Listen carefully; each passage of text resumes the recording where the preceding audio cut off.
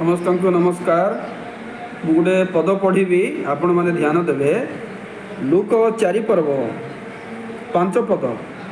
जेतेबेले जीशु 40 दिन परीक्षा देउथिले तांकु किए परीक्षा देवा पाई नेले आ किए तांकु परीक्षा हुंतु बोली चाहुथिले।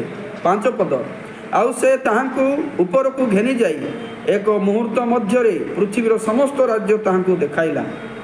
पुणी शैतान ताहांकु कहिला आम्भे तुमको ए समस्त अधिकार ओ ए सब ऐश्वर्य देवा, कारण आम्भको ताहा समर्पित होई अछि आ आम्भे ताहाकु जहाको इच्छा करू ताहाकु देउ।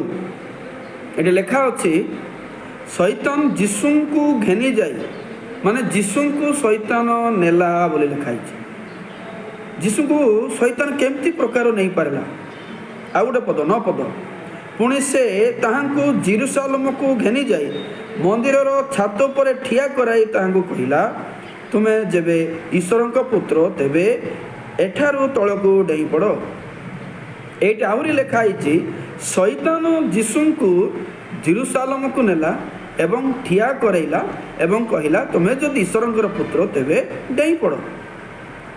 प्रिय भाई भणी माने, प्रभुंकर दास माने, मोर कहिबार विषय होउछि शैतान जीशु को नहीं गला, घेनी गला, ठिया करैला जो लिखाई एटा केमिति संभव? शैतान जीशु को केमिति नहीं पारे?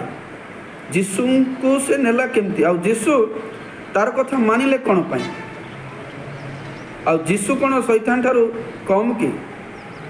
जीशु जतले जगत रे थिले प्रकृत रे शैतान बड़ थिला कि? सेथिपाई से डरिकी हाँ करिकी तांको कथा द्वारा चलले कि? सेथिपाई शैतान तांको धरिकी नहीं पारला कि? यार अनेक प्रश्न यार आलोचना हेबा आवश्यक अछि। तेणु आपण माने जदि एई विषय सत्य जानिबा को चाहुचंती तेबे मोर वीडियो गुडाक आपण देखंतु आ मोर चैनल को देखंतु। एही वीडियो मु बनै नाही, ए परे आगो को बनैबी। तेणु आपण माने सेई आशा रे रहंतु। यार सत्यता प्रकृत रे कोन?